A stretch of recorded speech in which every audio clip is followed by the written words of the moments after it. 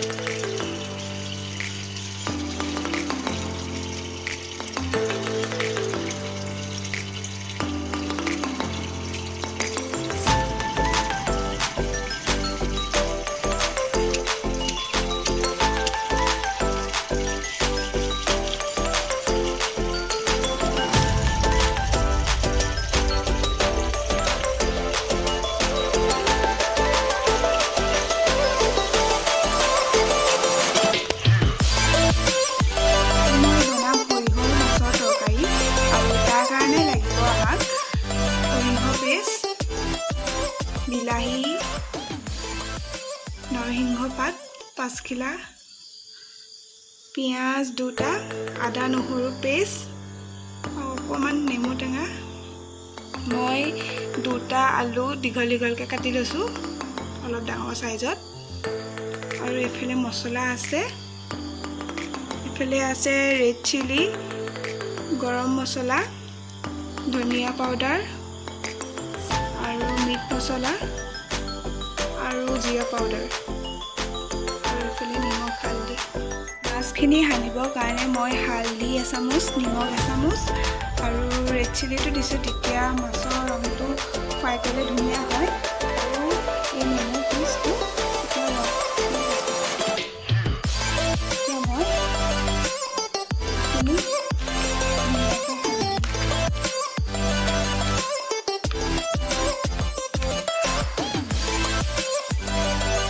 মাছখিনি ফ্ৰাই কৰিবৰ কাৰণে মই আগতীয়াকৈ কেৰাহীখন পাতি থৈছিলোঁ আৰু তেলখিনি আমাৰ অলমষ্ট গৰম হৈছে। এতিয়া মই মাছখিনি দি দিম।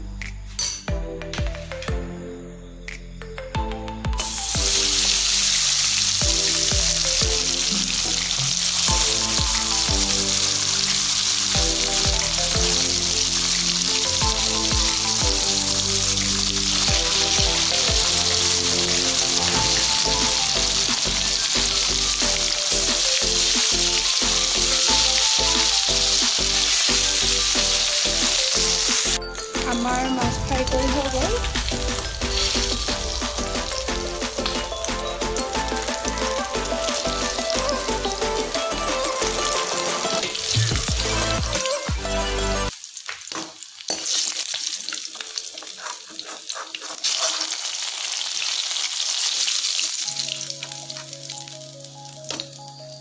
এইখিনি তেলতে এতিয়া মই আলুখিনি ফ্ৰাই কৰি লওঁ।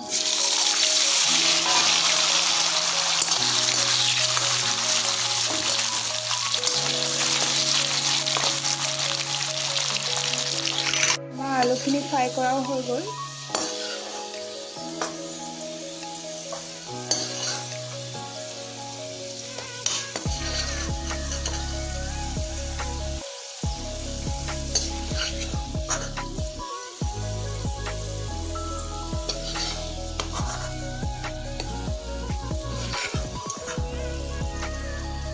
যিহেতু মাছ ফ্ৰাই কৰা তেল থাকি গ'ল, সেইটো কাৰণে মই আকৌ তেল নিদিওঁ।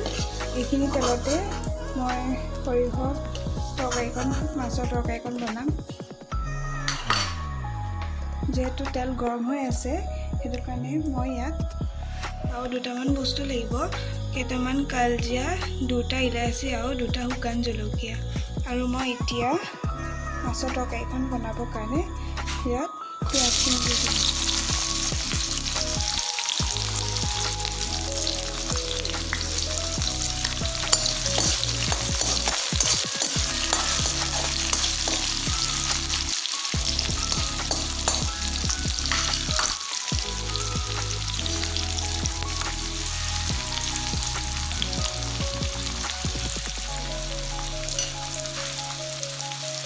এতিয়া মই আদা নহৰু পেষ্টখিনি দি দিম।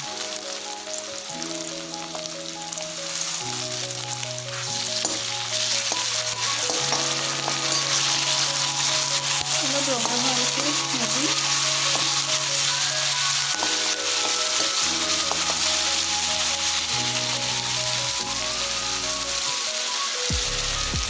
এতিয়া মই নৰসিংহৰ পাত 5 কিলা আছিলে, 5 দি দিছোঁ।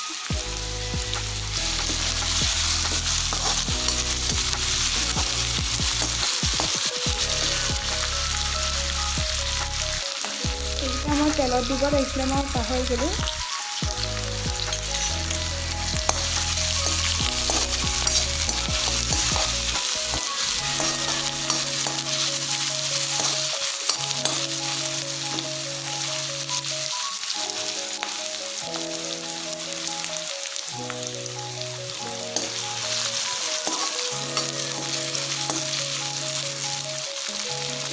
এতিয়া মই এই মছলাখিনি ইয়াত দি দিম।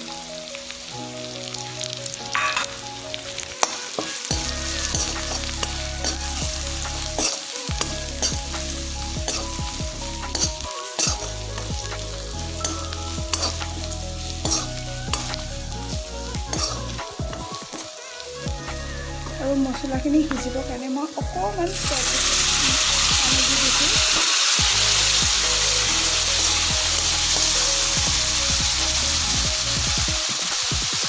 গেছটো কমাই ৰাখিব।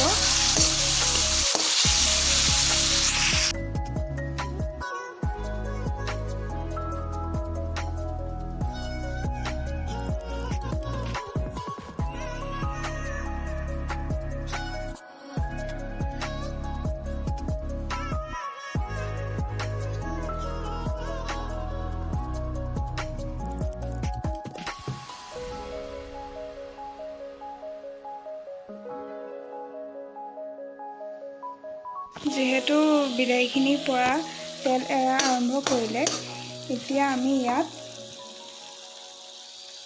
সৰিয়হৰ পেষ্টখিনি দি দিম।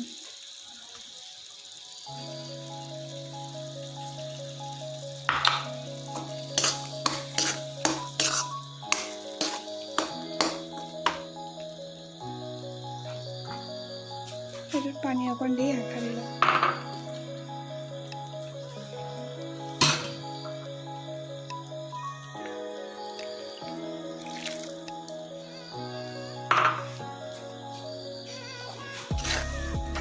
গেছটো অলপ হাই ফ্লেমত ৰাখিব।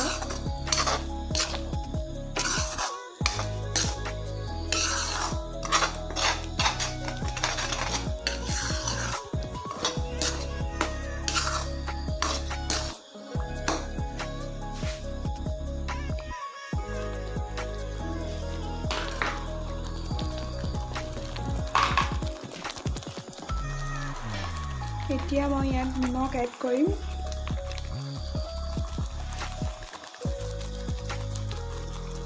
ডেৰ চামুচ।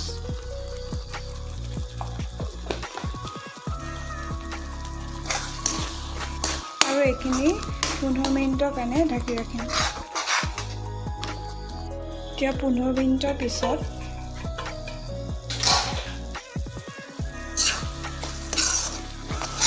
এতিয়া আমি ইয়াত এই ফ্ৰাই কৰি থোৱা আলুখিনি এড কৰিম।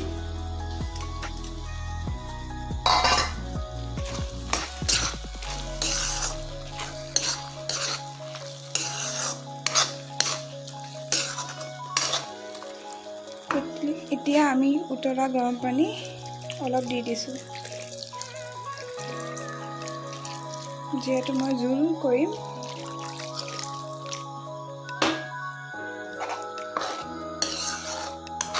এতিয়া এইখিনি আকৌ 15 মিনিটৰ কাৰণে ঢাকি ৰাখিম। 15 মিনিটৰ পিছত এতিয়া মই ইয়াত ইলাচি দুটা দি দিম।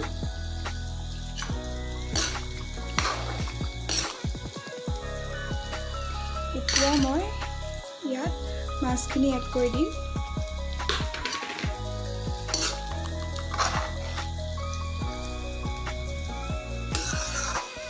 আৰু এইখিনি 5-10 মিনিটৰ পিছত 5-10 মিনিট ঢাকি ৰাখিম। তাৰ পৰা এই মাছৰ তৰকাৰীখন খাব পৰা হ'ব। আজি আমাৰ সৰিয়হৰ মাছৰ তৰকাৰীখন ৰেডি হৈ গ'ল। আৰু আপোনালোকেও এনেকৈ ট্ৰাই কৰি চাবচোন, খাই ভাল পাব। আৰু যদি এই ভিডিঅ'টো চাই আপোনালোকে ভাল পালে তেনেহ'লে শেষত লাইক, কমেণ্ট, শ্বেয়াৰ আৰু ছাবস্ক্ৰাইব কৰিবলৈ একদম নাপাহৰিব। আৰু ছাইডতে থকা বেল আইকনটো ক্লিক কৰি দিব, তেতিয়াহে মই দিয়া ভিডিঅ'বোৰ আপোনালোকে পাই থাকিব। তেতিয়াহ'লে আজি এই ভিডিঅ'টো ইয়াতে সমাপ্ত কৰিছোঁ। Bye bye.